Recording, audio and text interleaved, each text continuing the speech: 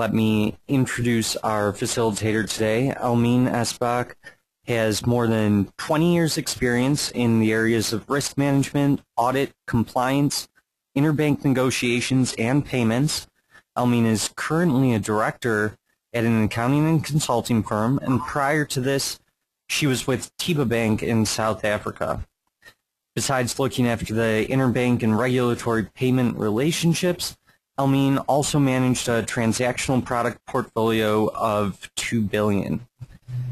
Almeen was appointed director on the board of a company representing the smaller South African banks in the payment industry, and she was alternate director on the board of the National Payment Switch of South Africa, BankServe, and she currently resides in Pretoria, South Africa. So with no further ado, I'm going to hand this over to Almeen to take us through our webinar today. Almeen, thank you for joining us. Thank you, David, and hello to everyone, and thank you for joining us for the second part of the Lifecycle Risk webinar. Small businesses can grow fast and spin high returns, but this also means high risk. As they grow, they are faced with adverse influences. Not only internally, but also external factors often determine the fate of the businesses.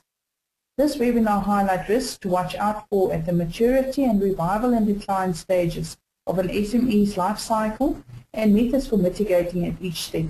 We also discuss how to make these a regular report at your institution. Just a short introduction to the life cycle concept. Small business owners may explore a variety of options designed to influence the normal course of an organization's destiny, from new products to new markets to new management philosophies. After all, once a business begins to enter a decline phase, it is not inevitable that the company will continue to plummet into ultimate failure. Many companies are able to reverse such slides, but entrepreneurs and managers should recognize that their business is always somewhere along the life cycle continuum, and that business success is often predicated on recognizing where your business is situated along the measuring stick and adopting strategies best suited to that position in the cycle. The life cycle concept is based on predicative models linked to growth and development of enterprises, the different characteristics of the organization, and the risk that they may face can be predicted at each of these stages. Let's look at the characteristics in the maturity stage. Here we see a more structured business model with formalized systems. For your products and services, the lines are expanded in relation to the growth phase. There's economical production, preservation of sales volume, stable customer numbers or little growth. The systems are stable, risk-averse and conservative decision-making. For example, a family business in Botswana, Southern Africa, have been manufacturing and selling handmade soap for more than 50 years to more or less the same customers, lodges, hotels, etc. They have rigid controls and systems in place. No or limited variations on the product, no marketing and no new customers. They have an average turnover of $50,000 US, doing business with the same bank for the last 30 to 40 years. And this is a typical example of a mature company. Almeen, before we go on, I do have a question from the audience. So, what characteristics make a seemingly successful company fail? David, that's a good question. I think there's a lot of answers for that. Most management experts list 4 key factors for successful companies. That is high growth rate, the ability to change as they are faced with challenges, a highly visionary leadership, and the last one is success-orientated company culture. There was a study done in, I think it was in 2005, by Sebastian Reich on the top 100 company failures in the USA. The study concluded that the majority of the failed organizations possessed the 4 success factors in abundance, and exactly therein lay their problem. It seems that there is a boundary outside of which these success factors have a counterproductive effect. These companies owe their failure to at least 3 of the following characteristics. Excessive growth, meaning that the systems were not adequate to support the growth. Excessive success culture. The companies tend to compromise on customer focus and start focusing on the bottom line. Autocratic leadership, creating conflict between management and shareholders, and that also creates a high employee turnover. And then uncontrollable change, where operating systems, legacy operating systems contributing to higher cost. And this they call the burnout syndrome. Thank you very much, Elmi. Let's look at the revival stage. The mindset and culture change within the organization in order to fit into the revival stage, there's new capital needed to invest in growth, sharpen processes and skills. The aim is ultimately for survival, increased growth, new products or focus on one successful product, and also differentiate from the competition. Therefore, either copying the successful competitor product or differentiate on customer service. And lean, sophisticated structures are all characteristics of the revival stage. Characteristics of the decline stages. Here we are in the firefighting mode. Crucial is the preservation of funds and resources, and board and management are typically risk averse. Normally the board takes control, and there are emergency strategies to survive. For instance, cutting prices, retrenchments, no more investments, new investments into research and development. The focus shift from the customer to management, whereby disgruntled senior members of the company with years of service fight for what they can get out of the company before the ship sinks. Let's continue to the stages, putting the stages in context. The maturity stage, normally the shareholders become greedy and they start focusing on the bottom line. There is conflict over business control between the management and board. Fierce competition, margin decline to compete with competitors. What we often see is with a successful product that there's often cheap imports competing heavily, not necessarily the same quality, but competing heavily with your existing mature companies. The companies often loses the market share focus.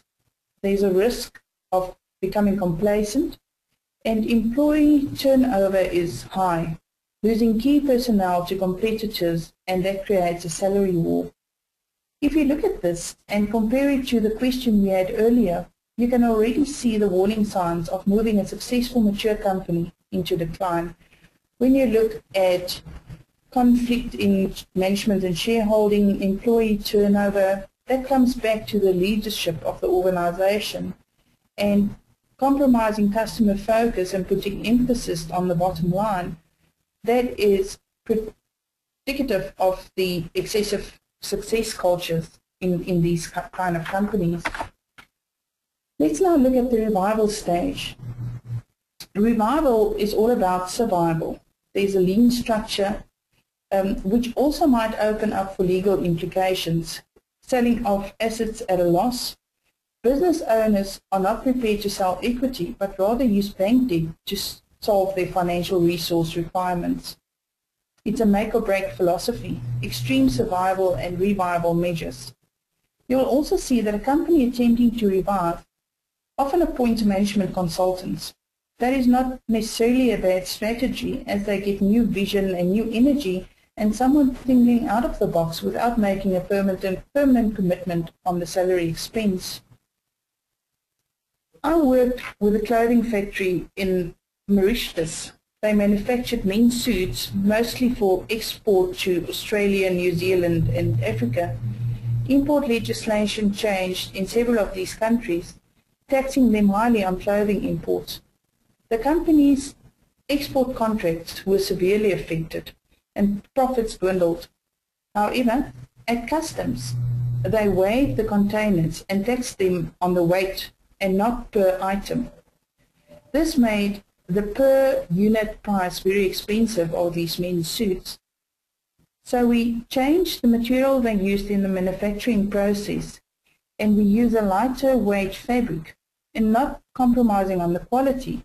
But that meant that we could almost double the amount of units in the containers, cutting the effect of the taxes in half. And this is a typical example of a small change in a mature company or a company that is starting to go into decline, and a small change makes the difference between survival and failure. Let's look at the decline stage. And at this point, I do want to urge you to have a look in the knowledge bank on the SBBN website. There's a document on red flags, and this is an extremely important document and very useful document for you to use when you assess a company. So let's look at the decline stage. There's little or no guidance from management. There's a high amount of ignorance. Early signs of decline are often ignored. A high number of customer complaints not being and complaints not being addressed. A good gauge is to look at the local complaints websites, where you will get a very good indication of complaints not being addressed by companies. Bank loans are used to service debt. High uncertainty among employees. Change in management is indicative of internal problems. There's unacceptable financial ratios, disposing of assets to cover debt, and using checks to roll funds and keep creditors happy. Another example is in South Africa. There's a privately owned bank that was operating very successfully in a niche market. The first signs of trouble was when there were a number of out of ordinary board meetings held. The head of the bank was then replaced. Previously successful joint ventures were dissolved, which resulted in legal proceedings and the loss of a substantial book. Restructuring followed and major uncertainty within the organization. At some stage, they were rolling out new loans, but the basic needs to issue the loan, like paper to print the agreements on, was not supplied. In an effort to revive the bank, they now changed the name and repositioned themselves. Since then, the managing director and the financial director resigned, and one of the senior management has been publicly prosecuted for theft. This is a typical example of a mature organization that went into the decline phase, tried to revive itself, but is most probably going down again. In retrospect, it is easy to tick off the telltale red flags. Almeen, if I could interrupt, I've got another question from the audience for you. What are some of the major causes of organizational decline? David, organizations enter into a decline phase when they experience a continuous decrease in revenue and available resources. And this is typical over either a short period of time or a longer period of time in a significant year. There's a number of qualitative reasons. For example, competitive factors such as cheap imports, a low customer base, and one of the red flags that you should look at there is single contracts, or the company being built on the majority of contracts in a single sector. That is a huge red flag. Technological obsolescence, organizational atrophy. That is when the employees and the company culture begin to take in the negative factors that drive productivity and morale down. You can do a quantitative analysis by looking at the company's financial statements, its internal operation reports, and using other mathematically measurable parameters such as reduced workforce, reduced market share, and reduced profit or share price. And this is basically a short answer to a very long question. Hopefully, as we go through the webinar and looking at the risks and the mitigations in the decline phase, it will shed more light on this question. Great, thank you. Let's look at risks in the revival stage. Emphasis is moving to clients' needs, and therefore the company needs market information and research. Increased growth, but needs capital to finance new projects in order to revive this company. Although management is focused, they do need to streamline the organization to reduce cost, and this might lead to negative company culture and probably inefficiencies. The shareholders are reluctant to use their own money or sell equity to finance the new strategy, and therefore apply for bank loans. In order to compete with the new leaner competitors, the company often needs to compromise on profitability and return on investment. Risk at the decline phase. Management spends most of its time fighting crises and not looking after the business itself.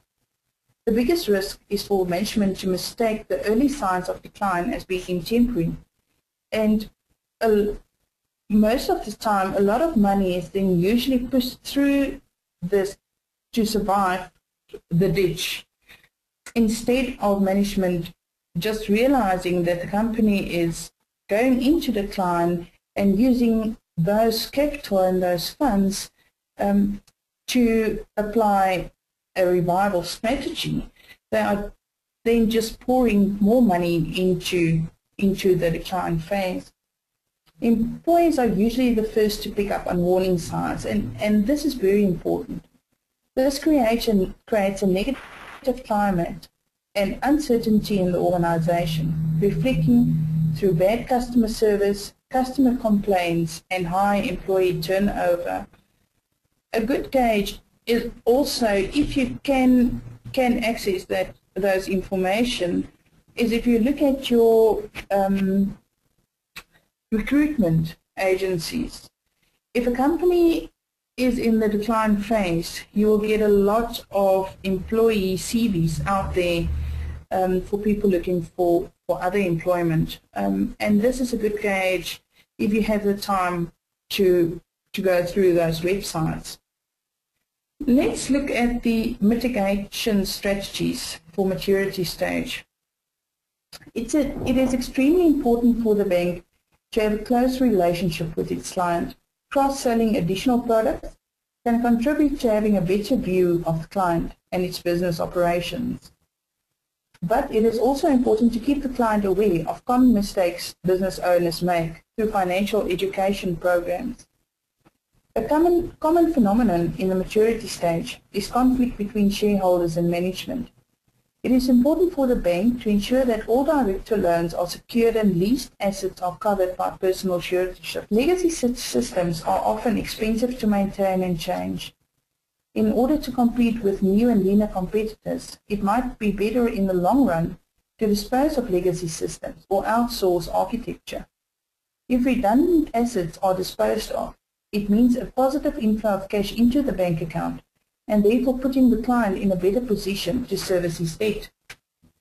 Looking at mitigation strategies for the revival stage. In order to compete with new entrants in the market, organizations in revival stage often have to cut their prices to ensure that they keep the clients or gain new clients. It is important to ensure that there are legally binding documents with the big clients to secure them for the company. It is a fact that in small business, mostly in small businesses, they are reliant on a couple of big contracts to secure them, and the company is also built based on those big contracts. It is extremely important for the bank to ensure that those contracts have legal documents tying the clients down and securing them for the company. Business owners are often reluctant to use their own money or sell shares to raise additional capital to finance the revival stage.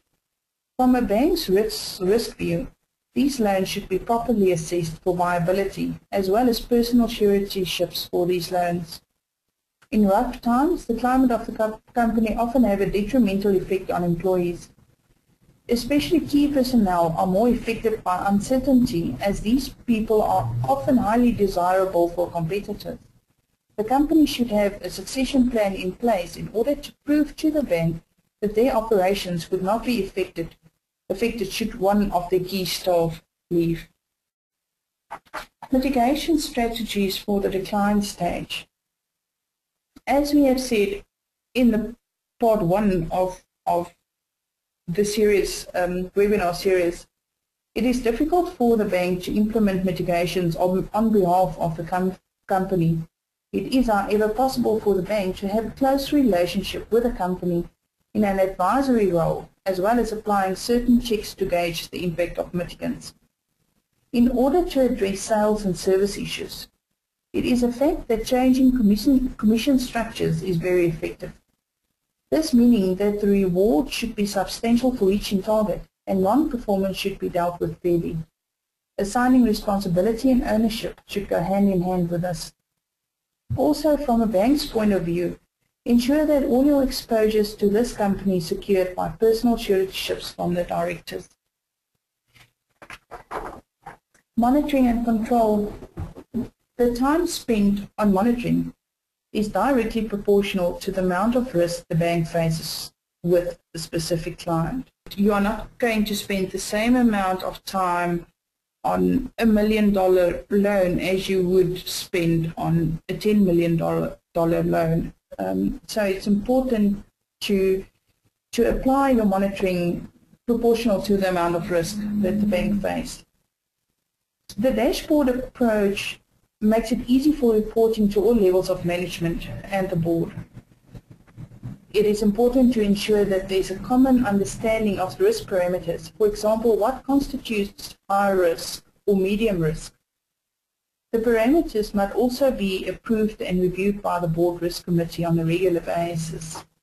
And this is also to ensure that everyone in the board and in management that read the report are on the same page. If you talk about high risk, that they know what the impact of high risk is and what the likelihood of the high risk is. Everyone do not have the same the same feeling for high and medium, and that is important, especially in the board pack as well. To make sure that the parameters are in each and every board pack so that there is a reference for board and management to look at when they assess the risks. The risk committee should also decide and approve specific actions per risk signal. For instance, a written letter to the client should a certain risk signal appear. This enables the operations division to address risks at the same time of the event and not delay actions until the risk committee meets. In a nutshell, looking at the decline phase, check if assets are being sold, change of premises, check bank accounts for irregular deposits, withdrawals and unpaid debits, difficulty in contacting the client, assess financial statements and management accounts in terms of changes in salary figures, stock on hand, outstanding creditors, etc. And once again, I want to refer you to the red flags document in the knowledge bank. That document gives you guidance on the red flags to look at in terms of assessing and monitoring. In the revival stage, monitor bank accounts to assess growth in turnover. For a company to engage in a revival strategy, a great amount of capital is needed, and business owners often overcommit to get stock on their shelves. It is therefore important to review contracts for overcommitments in terms of creditors and loans, and making sure that from a bank point of view, the business would be able to service those creditors and loans. Maturity. We have already said that maturity characterizes conflict between management and shareholders. It is important to be abreast of any changes in ownership and management, and that is also very important to stay very close with have a very close relationship with your business.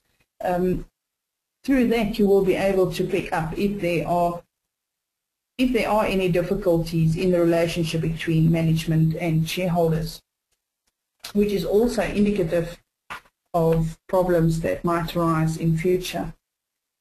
In summary, the maturity stage is the turning point.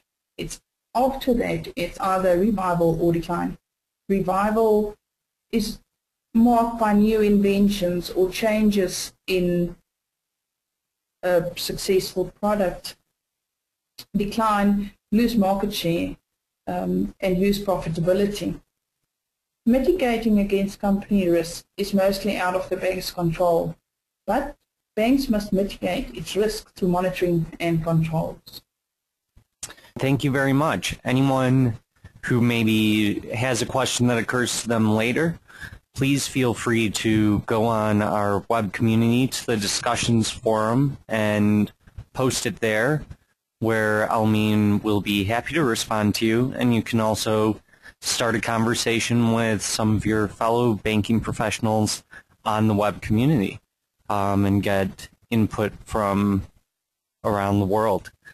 So thank you again, Almeen. That was a great webinar, and thank you to those who joined us today. Thank you so much, David. And yes, definitely, if you have any questions, please post them on the website, and I will surely respond to those. Thank you. Thank you. Goodbye. Bye-bye.